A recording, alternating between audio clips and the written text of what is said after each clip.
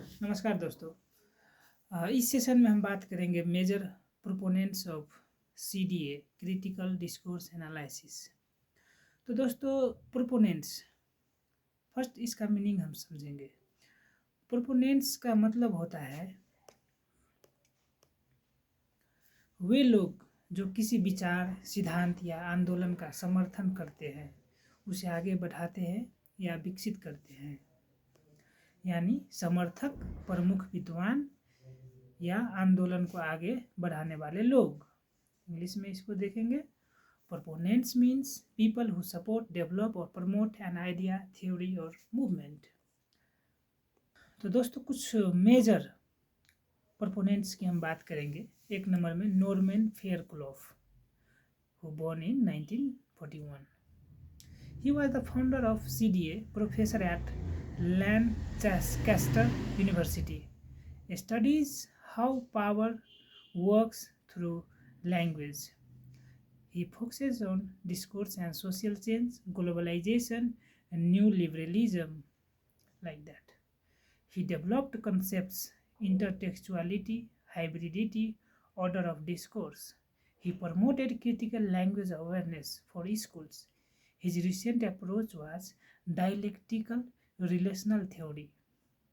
We can next proponent is our Rothdock. Rutherdock,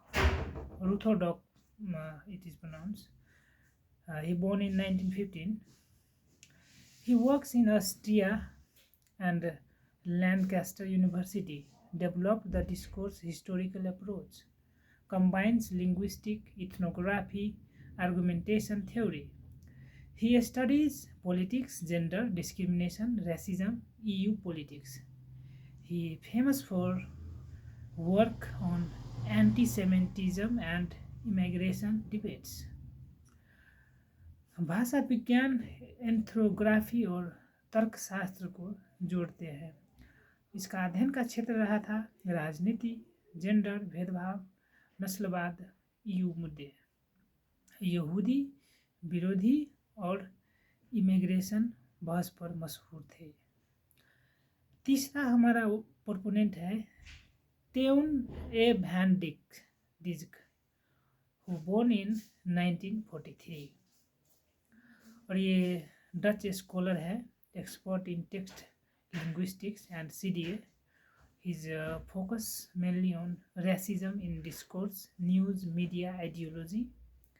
He developed the socio-cognitive approach, bridges gap between society, mind and discourse. He studies how elite media politicians shape public thinking. सामाजिक संज्ञानात्मक दृष्टिकोण विकसित किया इसने। समाज, मन और discourse के बीच संबंध स्थापित किया। मीडिया और राजनीतिक जनता की सोच कैसे बनाते हैं, इसका अध्ययन किया। हमारा चौथा है प्रोपोनेंट गुंथर क्रेस, जिसका जन्म 1940 में हुआ था। ये जर्मन लिंग्विस्ट है, प्रोफेसर लंदन में थे। इसका की feature in multi modality and social semiotics, co-authored reading images with Van Leeuwen. Multimedia और सोशल सेमियोटिक्स के प्रमुख सिद्धांतकार थे। वैन लीवन के साथ रीडिंग इमेज लिखी, नई मीडिया साक्षरता और दृश्य संचार पर कार्य किए। प्रमुख पुस्तकें इनके हैं literacy in the news media age. और पांचवा हमारा प्रोपोनेंट है Theo van Leeuwen, who born in 1947, Dutch linguist, leader in social semiotics, known for multimodal communication, co-author of reading image, research includes online shopping, like that. He was influenced by film and television. हमारा अगला है रोगर Fowler, जिसका जन्म 1938 में हुआ था। ये British linguist, a founder of critical linguistics, author of Language and Control, opened the path for CDA research. His famous book was Language in the News, 1991.